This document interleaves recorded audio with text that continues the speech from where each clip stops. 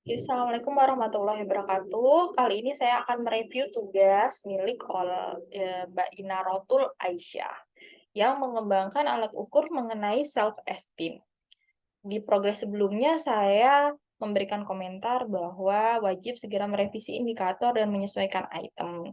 Ya, sama dengan kebanyakan teman-teman yang saya review, memang kendalanya banyak terbentur di revisi indikator dan menyesuaikan item. Di tugasnya Mbak Ina Rotol ini, definisi operasional sudah oke. Nah, di indikator ini mungkin teman-teman masih merasakan kesulitan ya.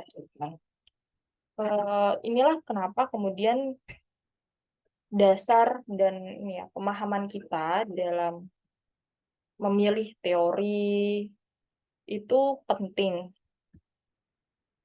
Sebelum teman-teman menyusun alat ukur terkait misalnya dalam hal ini self-esteem, teman-teman perlu cukup membaca tentang konstruknya.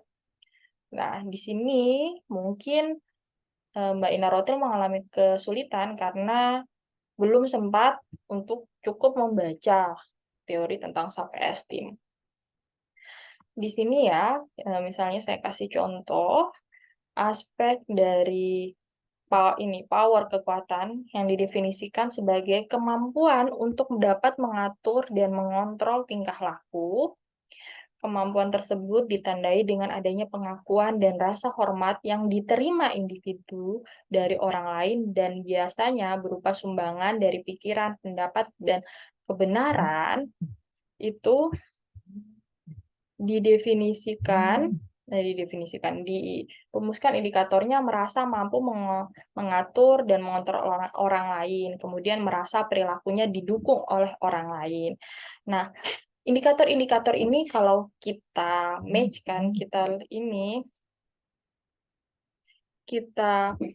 eh, lihat ke definisi aspeknya, dia tidak match. Kenapa? Karena indikator-indikator ini tidak ada di definisi aspek. Seharusnya indikator-indikatornya itu dirumuskan berdasarkan poin-poin perilaku, poin-poin kognitif, poin-poin afeksi yang ada di definisi aspek.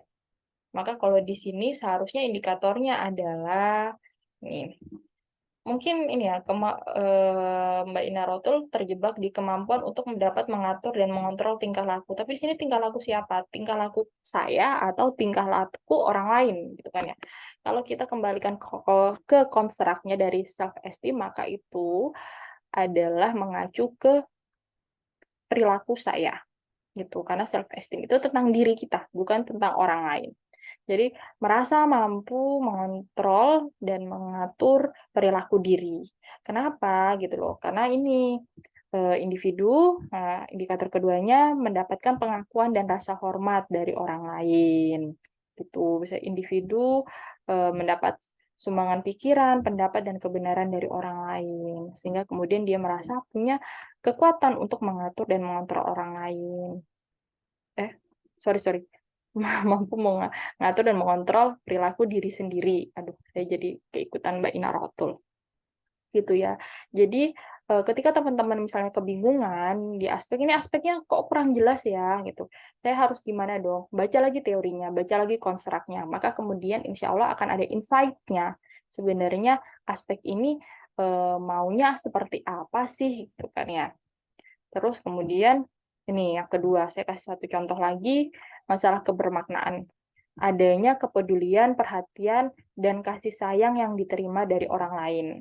Dampak utama dari perlakuan dan kasih sayang diterima adalah kebermaknaan dalam diri individu. Maka indikatornya adalah individu merasakan kebermaknaan dalam dirinya. Lalu kemudian menerima gitu, menerima perlakuan yang peduli, perlakuan yang perhatian, dan kasih sayang dari orang lain. Nah, kayak gitu. Itu harusnya indikatornya seperti itu. Kalau teman-teman kemudian penasaran, kok aspeknya kayak gini ya? Ya, teman-teman kalau baca tentang konstruknya self-esteem itu memang sangat bergantung dengan apa yang kita dapat dari orang sekeliling kita, entah itu kritik maupun pujian. Nah, itulah kenapa kemudian aspek-aspek self-esteem itu banyak yang berbicara tentang apa yang didapatkan dari orang di sekitar kita, bukan hanya tentang bagaimana individu itu merasa, seperti itu. Lalu oke, ya itu silahkan diteruskan ya, Mbak Ina Rotul untuk menyusun indikator yang benar. Jadi lihat lagi, caranya adalah lihat ke definisi aspeknya, kemudian lihat poin-poin perilaku atau poin-poin kognitif, poin-poin afeksinya itu apa aja. Lalu kemudian tinggal dirumuskan di indikatornya. Maka insya Allah indikatornya akan sesuai dengan definisi aspek yang artinya itu adalah indikator yang benar. Nanti tinggal langsung dikembangkan menjadi item. Nah, saya kasih satu contoh lah gitu kan ya, kalau misalnya di mana, di significance-nya, misalnya indikatornya adalah mendapat perlakuan kasih sayang gitu ya dari orang sekitar ya, tinggal tulis aja indikatornya, nggak usah ribet-ribet. Saya sering mendapatkan pujian atau saya sering mendapatkan perhatian dari orang sekitar saya. Atau kemudian pada indikator saya merasakan kebermaknaan dalam diri, bisa dibuat itemnya, orang di sekitar saya membantu saya untuk merasakan kebermaknaan diri. Karena kan di aspek ini, kepedulian, perhatian dari kasih sayang orang lain itu membuat seseorang menjadi bisa merasakan kebermaknaan diri. Jadi di dalam self esteem, kebermaknaan diri individu itu tidak muncul serta-merta, tapi ada stimulus dari orang di sekitarnya berbentuk kepedulian, perhatian, dan kasih sayang. Oke, sekian teman-teman, mudah-mudahan bisa dipahami. Wassalamualaikum warahmatullahi wabarakatuh.